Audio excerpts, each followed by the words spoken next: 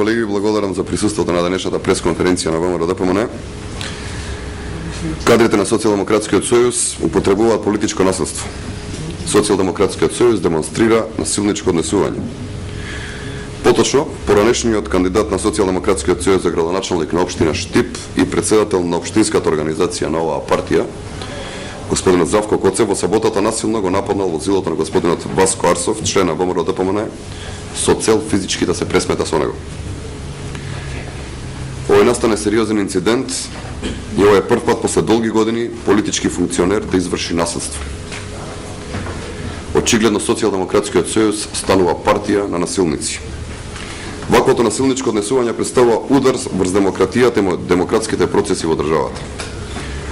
Овој инцидент е резултат на нервозата и депримираноста која постои кај кадрите на Социјалдемократскиот сојуз поради слабата поддршка и довербата од граѓаните која кулминираше со нивниот слаб митинг. И по 4 дена од инцидентот, од Социјалдемократскиот сојуз никој не излезе јавно да го осуди овој инцидент. Дали тоа значи дека СДСМ го одобрува оваквиот инцидент? ВМРО-ДПМН отворено и недвосмислено се спротивставува на секаков вид на насилство. Затоа бараме од социјалдемократите веднаш да се оградат и да го осудат овој настан. Во спротивно, ние како партија ќе сметаме дека ваквото однесување е директно поддржано и организирано од раководството на Социјалдемократскиот сојуз. Овој инцидент е регистриран во Министерството за внатрешни работи и ВМРО-ДПМН апелира до надлежните државни институции во најкус можен рок да ги преземат сите законски мерки за расчистување на овој немил настан. Во продолжение на оваа пресконференција, преку лично сведоштво на нападнатиот член на ВМРО-ДПМН, господинот Васко Арсов, ќе можете да се запознаете со деталите од овој инцидент.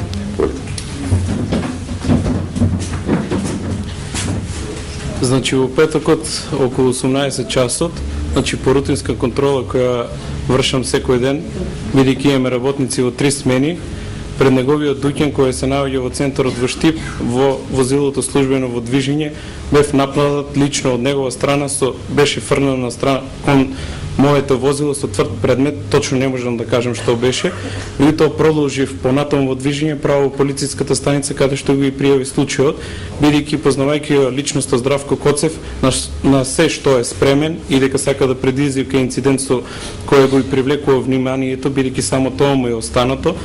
И тоа не го направи, значи го пријави случајот, потоа имаше реконструкција на настанот.